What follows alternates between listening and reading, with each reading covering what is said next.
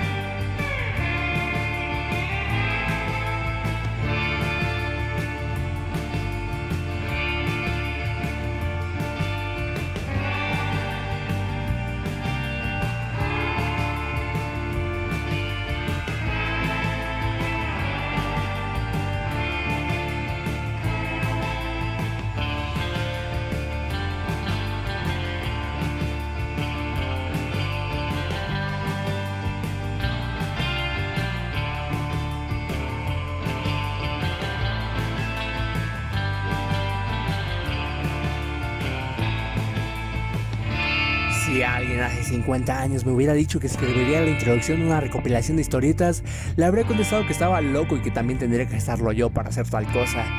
Entonces yo escribía relatos cortos para revistas pulp.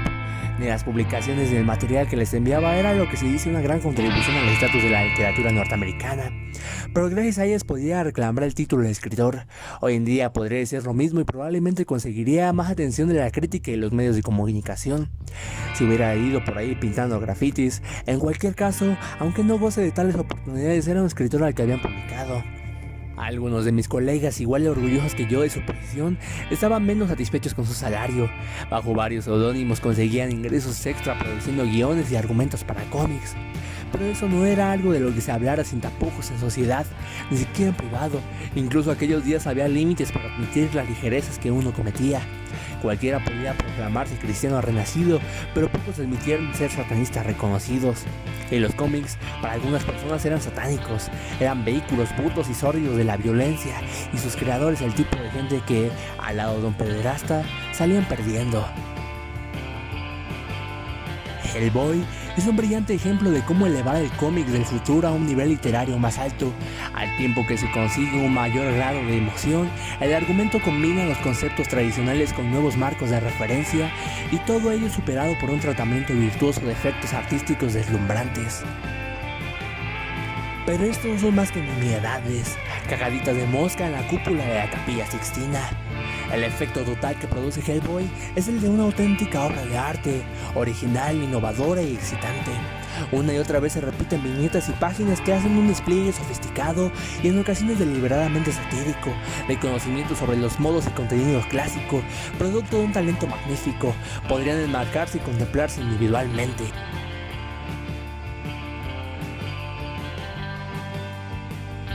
El contundente uso del color realza su efecto y complementa el impacto de la trama y del guión.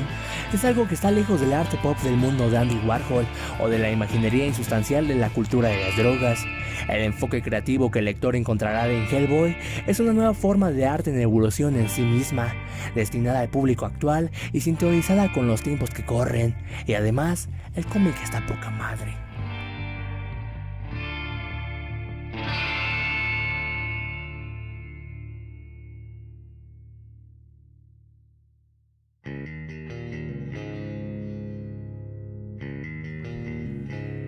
Para principios de la década de los 90, un Mike Mignola ya establecido en el gremio del noveno arte, aún recién llegaba del sello de Legends de la editorial de Dark Horse. Mignola ya había estado trabajando durante 10 años para distintas editoriales en las que estaban Marvel y DC. Al haber migrado al sello de McFarlane y Lee, tenía el gran interés de poder narrar sus historias, en las cuales plasmar sus orientaciones hacia lo tétrico, de las cuales es tan fanático, crear algo propio. La idea de un detective del oculto le regresó a la mente después de recordar un viejo boceto que había hecho años atrás en una convención de historietas. Tras dotar aquel boceto de cualidades más humanas y nutrir la mitología de este nuevo héroe con el folclore nórdico y ruso, a su par de tener una profunda inspiración en los héroes de Jack Kirby y los monstruos interdimensionales de Lovecraft. Finalmente estaba claro, Hellboy había nacido. A finales de 1992, después de haber pasado casi 10 años dibujando los personajes de los cómics de otra gente, decidí crear uno propio. No quería inventar algo particularmente comercial, ni ahora sabría cómo hacerlo. No, lo que quería era tomar todo lo que me gustaba: viejos edificios encantados, gente rana, fantasmas, estatuas, esqueletos, científicos locos, monstruos a lo Jack Kirby o horrores Lovecraftianos, y unirlos. Eso es Hellboy. Nunca pensé que iría más allá de una miniserie, y aquí estamos, más de 10 años después. Supongo que algo hice bien. De inmediato, Hellboy ganó gran popularidad entre los lectores y los seguidores de Mignola, que con afición y gran fervor esperaban ya una historia de estos caracteres desde que se había visto adaptar con sus lápices a Mignola la película Drácula de Francis Ford Coppola, Iron Wolf, Las llamas de la revolución, y la novela de Michael Murdoch, Corum. Durante los 10 años previos al nacimiento de Hellboy, Mike Mignola supo crear un estilo tan singular y propio del cual sus fieles admiradores y lectores casuales fueron tomando un especial cariño. Sus conceptos acerca de lo tétrico y lo macabro primaban entre el uso del claroscuro y los negros absolutos. Ahí pudimos apreciar una sobrecarga muy particular en el trazo.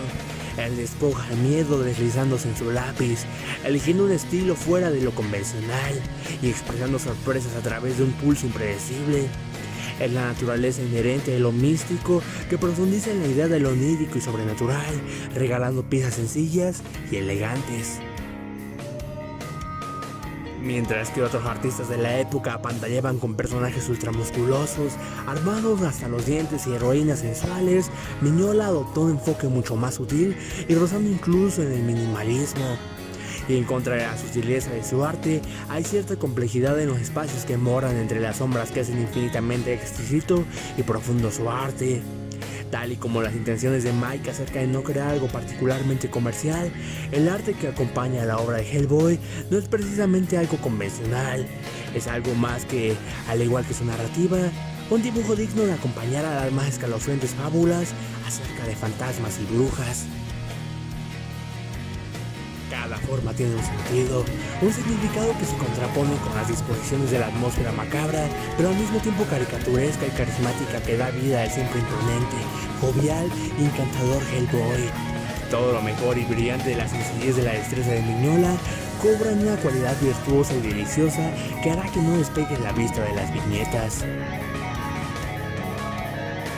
Bien dotada de un arte preciso pero tan vanguardista que viene a desafiar los estigmas extravagantes del dibujo que dominaba las viñetas de los 90s, con un trazo tan irregular que solo una mente tan abierta pero tan personal como la de Mignola pudiese crear, dinámico, extravagante, ambicioso e incluso agresivo. Veneno de Dios.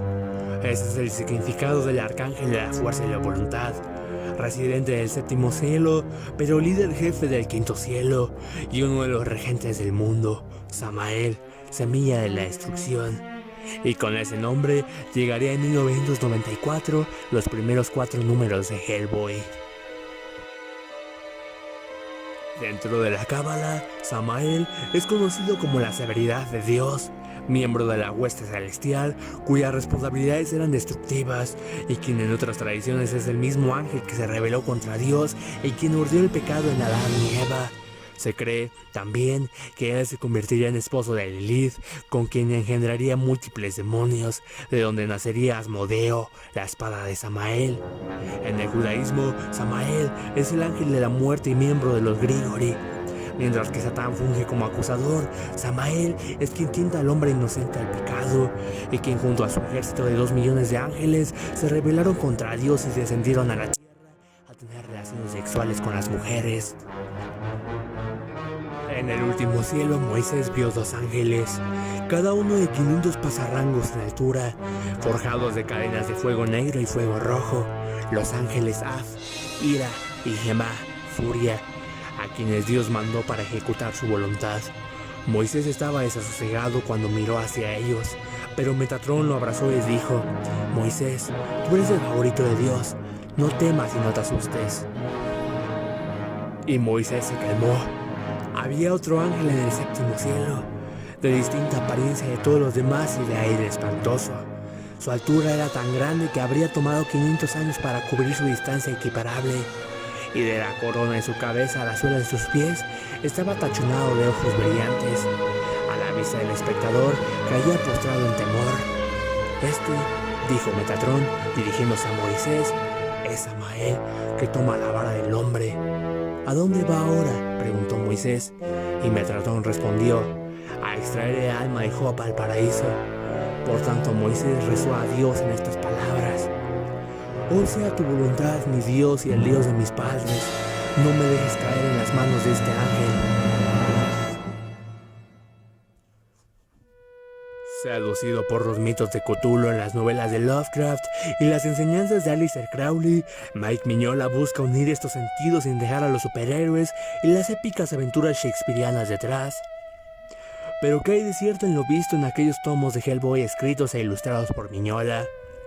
El escritor y ocultista Kenneth Grant y su templo de la Orden Tifoniana sostienen la posibilidad de evocar a criaturas y entidades extradimensionales, las cuales simplemente serían nulamente comprendidas por nuestras mentes, por su naturaleza y biología tan singular como profunda. Con sus propios principios, Grant sostiene que todo se originó en los rituales de Aleister Crowley por contactar con inteligencias extradimensionales. Tal es el caso del ángel Aiwass. Dicho ser, según Crowley, le dictaría el infame libro de la ley durante las noches del 8, 9 y 10 de abril de 1904.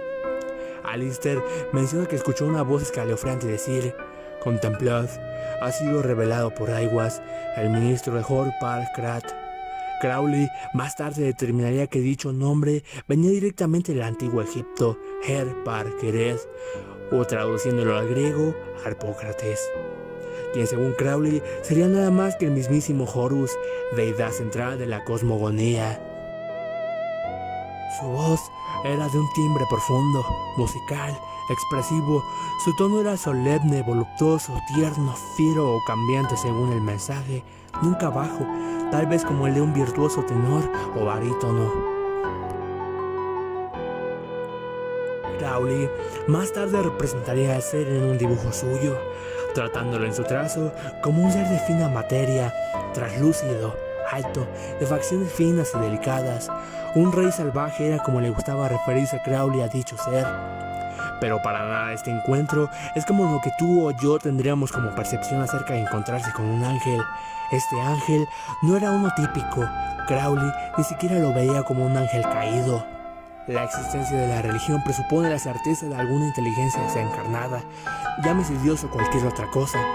Y justamente esto es lo que ninguna religión ha podido demostrar científicamente: la inmensa superioridad de esta inteligencia en particular. Aiwass, a cualquier otra con la que la humanidad haya estado en comunicación consciente, se revela no solo por el carácter del libro en sí, sino por el hecho de su comprensión absoluta de las pruebas necesarias para demostrar su propia existencia y las condiciones que rigen sobre la misma. Pero esto tiene un punto cumbre. Uno durante los horrores del hombre.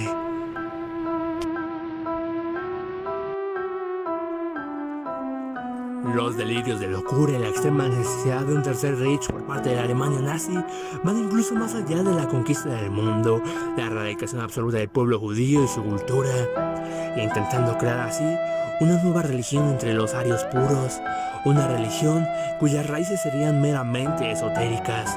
Esto los llevaría a estar en constante busca del arma definitiva que los ayudaría a concretar el tercer Reich. Durante esta etapa se crearía también, el 1 de julio de 1935, la organización llamada Deutsche Nerve. Uno de los encargados directos de crear la organización fue Heinrich Himmler, uno de los miembros del partido más obsesionados con el ocultismo.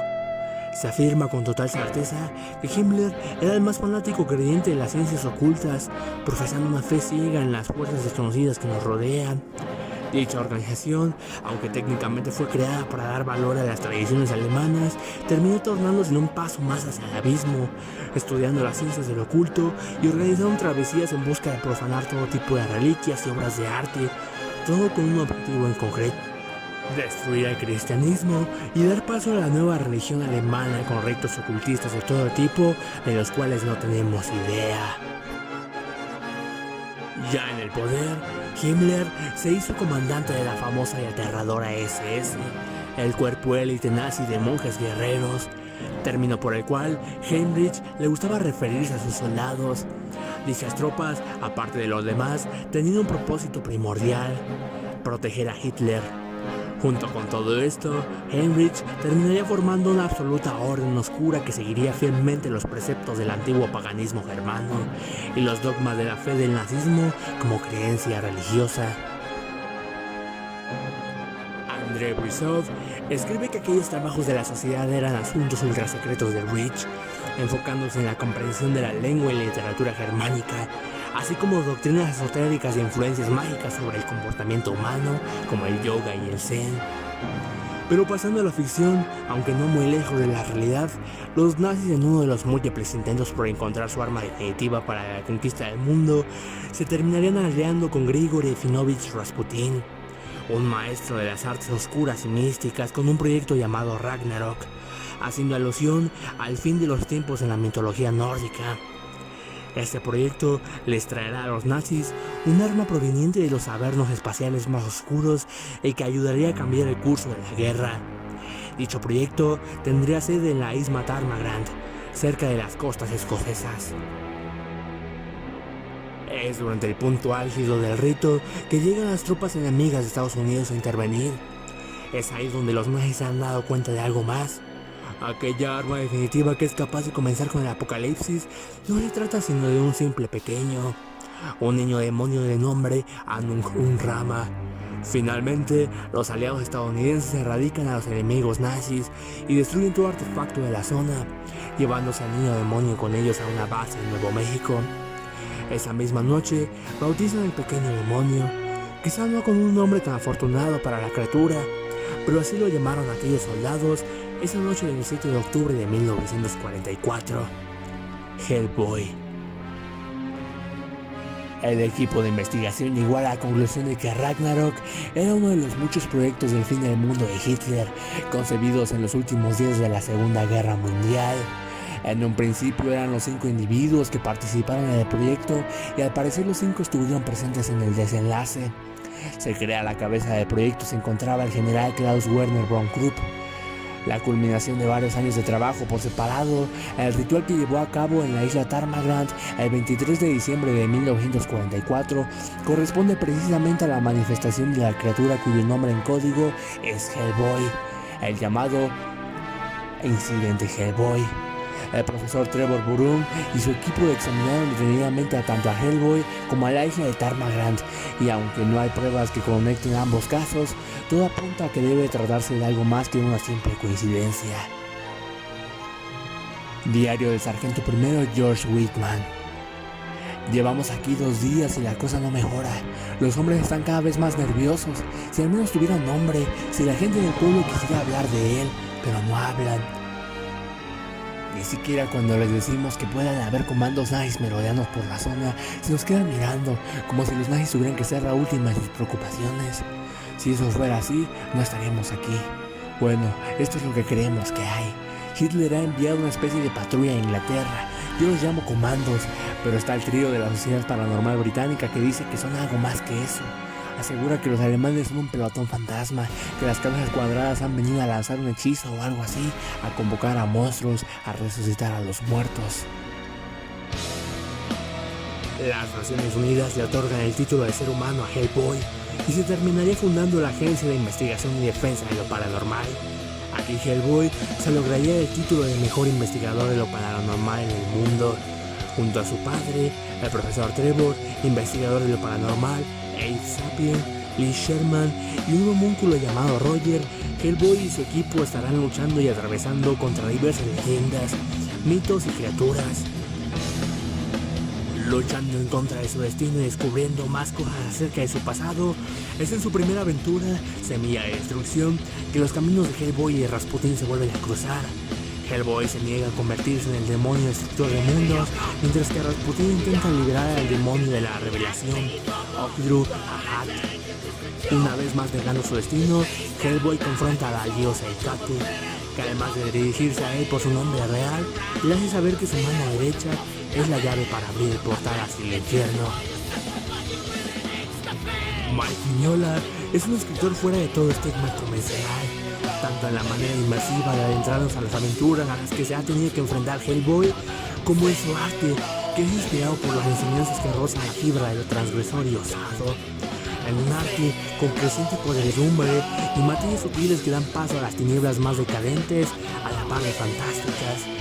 Hay un particular encanto en el arte y las historias de Mike Mignola, en las estatuas que cobran vida y las fábulas más tétricas acompañadas por seres de rostros inmóviles que con aquellas facciones faciales que Mignola les da, logran transmitir más que cualquier diálogo, más que cualquier película de terror moderno. Y a pesar de todo, siempre habrá bondad en los monstruos y en el demonio de Mike Mignola.